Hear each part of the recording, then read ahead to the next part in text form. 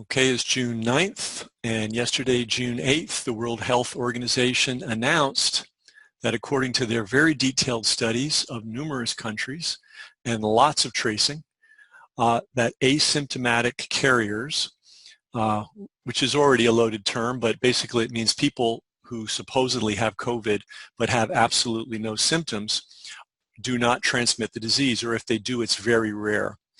So I assumed yesterday that this was going to hurt Tony Fauci's story and that there was going to be some pushback, and 1,001 of his toadies, lackeys, many of whom depend on him for funding, no doubt, are all over the internet explaining what that really means. But forget them because they're just bit players. How about the real star, which is Tony Fauci? He was hit hard enough by that he actually got on Yahoo and did an interview. So here's his section where he answers the question about asymptomatic spread of COVID-19. Dr. Fauci, thank you again for joining me. And I want to start with one of the most hotly debated topics right now, which is asymptomatic transmission. I'm sure you've heard the World Health Organization yesterday gave out some information from member states' data that suggested that possibly asymptomatic people are less likely to transmit the disease, and they were differentiating between asymptomatic and pre-symptomatic. So I'd like your thoughts on that. Yeah, I think a lot of confusion has emanated from this issue of an asymptomatic person and asymptomatic transmission. When you look at the number of people, if you look at all the cases of coronavirus infection, about 25 to even up to 45% of the people are asymptomatic. The real question is, what is the percentage of infections that go from an asymptomatic person to an uninfected person? And that's something that we know it occurs, but we're really not sure exactly what the extent of it is because it's very difficult to measure that. You can determine how many asymptomatic people are merely by doing screenings and finding out. But when you're doing epidemiology, so what the WHO said yesterday, that although there are asymptomatic infections and although asymptomatic people can transmit, they are not the drivers of the outbreak. The drivers of the outbreak are people who are symptomatic and transmit to others. That doesn't mean that asymptomatic transmission doesn't play a role, but it isn't the major driver of the outbreak. And yet there's this confusion when people talk about who's asymptomatic infection and who's driving it. But that's really what the WHO meant. Okay, did you get that? I mean, my head is spinning. I know what the real story is because I read it yesterday, and he has managed in the space of a minute and a half to totally confuse me.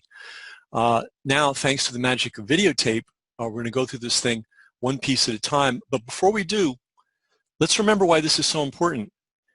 And I'm not trying to be facetious here. This is such a web of confusion, the word he used as he started his little spiel off, that it's very easy to lose track of what's going on. So let's just remember the world economy has been shut down. Okay, we have the highest unemployment numbers in the United States since the depths of the Great Depression. At least, according to economists, half the people that lost their jobs are not getting those jobs back. Hopefully they'll get some other job at some point, but they're not getting their original jobs back. That's just the United States. And that doesn't count all the small businesses that have been wiped out or crippled or badly hurt. And that doesn't count all the other countries in the world. World Bank came out with an estimate, typical economist estimate, that 100 million people have been pushed into extreme poverty as a result of the COVID caper. They didn't call it that, but that's what it's going to be known as, believe me, when people wake up to this. 100 million, that's a big number. And extreme poverty, you know, you really have to leave the United States and get off the beaten track and go to places that you wouldn't even know are there to understand what extreme poverty is. It's worse than any prison sentence. And the World Bank is estimating that 100 million people have been pushed into that as a result of this. And I don't doubt it because I have a connection to a village in Guatemala. Those guys haven't been able to earn any money since March.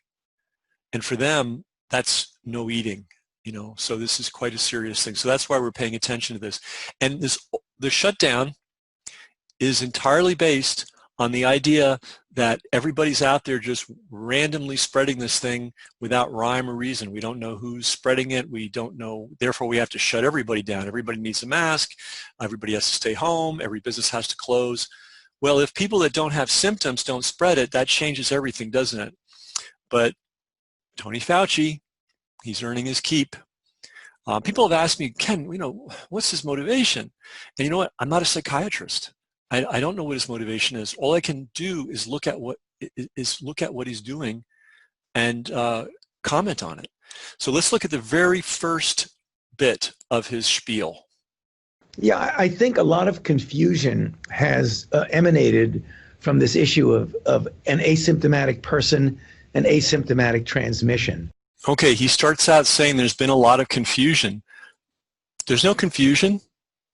The WHO's really clear. The World Health Organization is really clear. It is very rare for asymptomatic people to transmit COVID. There's no confusion about that at all. And there's no confusion about what an asymptomatic patient is, or an asymptomatic carrier, or whatever they want to call it. A means not. And you don't need to be a Greek, someone that studied Greek at Regis on a scholarship, which coincidentally I did too, not just Tony Fauci. It's a weird coincidence, guys. We went to the same high school, studied the same stuff. So anyway, whenever you see A, it means not. So asymptomatic means not symptomatic, right? So he's already clouding the waters with a complete irrelevancy. Let's see what he has to say next. When you look at the number of people, if you look at all the cases of coronavirus infection, about 25 to even up to 45% of the people are asymptomatic. Okay, you can sort of see him staggering there. He says, when you look at all the cases, and he's drawing your attention away from the issue at hand to get you to think about all the cases. And then he brings up the word infected. And then he says 25 to 45% have no symptoms. I've seen reports that say 80% have no symptoms. So it could be a lot more than that, but we won't debate him on that. But it's very interesting that he draws your attention away from, the issue of, do asymptomatic people transmit the disease? And instead he switches you over into being reminded of all the cases. And we've talked already about how that term case is very vague, very unclear, and may not mean what people think it means. And he doesn't, he deflects. He deflects from answering the question. Okay, so let's look at the next part. The real question is, what is the percentage of infections that go from an asymptomatic person to an uninfected person? And that's something that we know it occurs, but we're really not sure exactly what the extent of it is, because it's very difficult to measure that. You can determine how many asymptomatic people are merely by doing screenings and finding out. But when you're doing epidemiology, so what the WHO said yesterday. Okay, I mean, he's at sea here, and he knows it, but he's going to take your eye off the ball, and he says, now the real question is what percentage of asymptomatic people spread it? That's not the question. That's not the real question.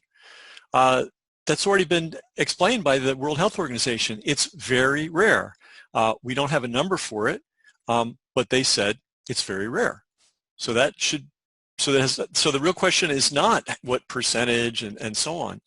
And then he began to try to explain something about epidemiology, and he cut himself off in the middle and switched the topic without completing the thought. And that the guy's slick, and he's absolutely lost, but he's keeping such a straight face, right? It's quite the performance. Okay, maybe it's because it's the end of a long day and I'm a little tired, but this guy's got my head spinning around. The whole issue, let's go back to the whole issue. The whole issue is very simple. do asymptomatic people transmit COVID? All right. And he's saying, oh, they do, but they're not the main driver. No, that's very rare. That means the transmission is taking place among symptomatic people. And he's obscured that beautifully. All right. You're like thinking, well, yeah, there's a little bit of this and a little, no. The World Health Organization was very clear. Asymptomatic transmission is very rare. If asymptomatic transmission is very rare, that changes the whole ball game. It changes the way you handle this thing. You don't prohibit asymptomatic people from leaving their homes or going to the park or going to the beach or going to work or going to the dentist or going to church or doing any one of 10,000 things that people normally do. And yet somehow we're now getting confused. But there's no reason to be confused unless you're listening to Tony Fauci. The issue is simple. Do asymptomatic people transmit COVID? World Health Organization, based on extensive study across numerous countries and a lot of data points, answer, it's very rare. Tony Fauci's answer, well, it does happen, but it's not the main driver, but of course, wait, no. Does it happen or not? It happens very rarely. Okay, then why have we kept asymptomatic people basically in prison all this time? For now, it's going into the 4th month. And I don't know about your state, but the great state of New York, I mean, we're on phase 2, and phase 2 is pathetic. I can't even imagine when 3 and 4 are going to finally come. And then we're still not open, right? You're going to, I don't know about your state because everything's different, but we're going to be going to restaurants where you have to wear, if you go to a restaurant, I refuse to go under these circumstances, where you wear a mask until the food comes, then you can take your mask off and eat, okay? It's a joke, but it's not terribly funny. All right, let's look at the next and last piece of this. But when you're doing epidemiology, so what the WHO said yesterday, that although there are asymptomatic infections and although asymptomatic people can transmit, they are not the drivers of the outbreak. The drivers of the outbreak are people who are symptomatic and transmit to others. That doesn't mean that asymptomatic transmission doesn't play a role, but it isn't the major. And yet there's this confusion when people talk about who's asymptomatic infection and who's driving it. But that's really what the WHO meant. Okay, I mean, it's really brilliant. And yet there's this confusion about blah, blah. No, there's no confusion. There's no confusion about what an asymptomatic person is, and there's no confusion about what asymptomatic transmission is. An asymptomatic person has no symptoms, which he says is between 25 and 45%. I've seen it go as high as 80, but we'll take his number.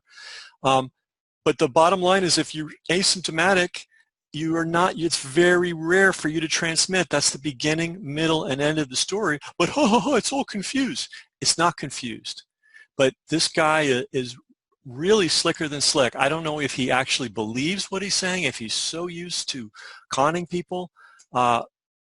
I guess, I think you have to believe. You have to be a true believer. And what is he a true believer in?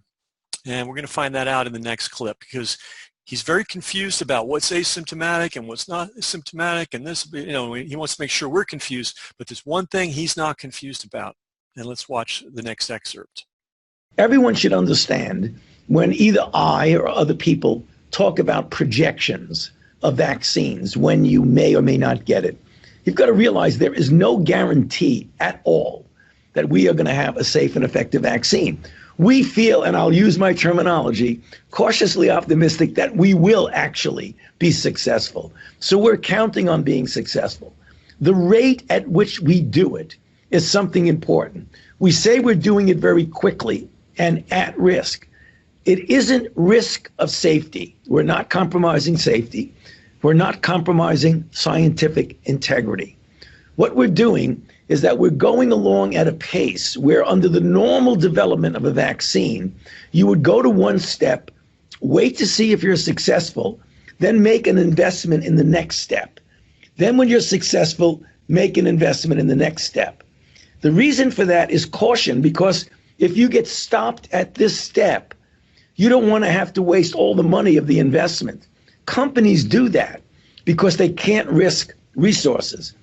Given the urgency of this situation, we've made a decision with the support of the federal government that we will proceed at risk. We will start making doses of the vaccine before we even prove it was effective. If it isn't effective and isn't safe, then the only thing that would have been lost is money.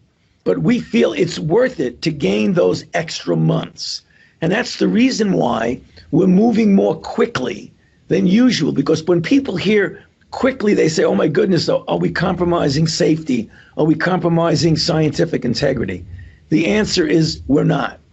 Given that, we project that we will be able, if we're successful, Anjali, and that's a big underlining, if we're successful, it is likely that we will have doses to be distributed to people by the end of this calendar year or the beginning of 2021.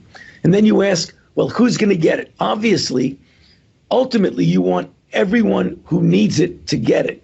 But the prioritization has always been you give it to the healthcare workers who are going to be deliberately putting themselves in harm's way to help people. They need to be protected. Then you have a number of vulnerable people, the people who have a greater chance of getting the complications of infection, the elderly, individuals who have underlying disease. And then you go down the line until ultimately you get everyone. That's what it is. And it's something that, again, we're aspiring for that. But when you're dealing with the development of vaccine, there's never a guarantee that you're going to get it. Again, my head's just spinning. There's so much in that little clip there. One thing that's not clear is they're going full steam ahead with this vaccine. They are absolutely skipping steps. They're not going to worry about it. And when they talk about all we'll lose is money, he's talking about you. This is taxpayer paid for. And it's possible that when all this is done, it won't be needed or it won't work. But somebody will be paying the bill for that, and that somebody will be you. Now, if it does work, in quotes, it will be licensed to one of these drug makers, and they will pay a royalty back to the NIH or CDC or a combination of both. So that's how that works. So you pay. If it fails, it's a complete loss. If it succeeds, the money goes to support more Tony Fauci operations. And I mean, we could just pick this thing apart all night. But it's clear, their dream is they're going to have every doctor and every nurse get this thing. You want to keep your job, you got to submit to it's basically an experimental vaccine that's maybe not even needed. There's a whole nother issue about how even real the fundamental science of all this is, but we won't go there tonight. That requires a little more time. But now look at the next batch. So they're going to give it to hopefully healthy doctors and nurses who will not be sickened by it, or will have the resistance to not be sickened by it. Then they're going to give it to the vulnerable. So that means, remember we were all worried, we're supposed to all worry about grandma, and I don't have my grandmas anymore, but I would worry about them if they were alive, But Tony Fauci's not worried about grandma. Grandma's going to get this rushed vaccine. I love how he talks about how, well, we're not really rushing things, we're just skipping steps. Okay.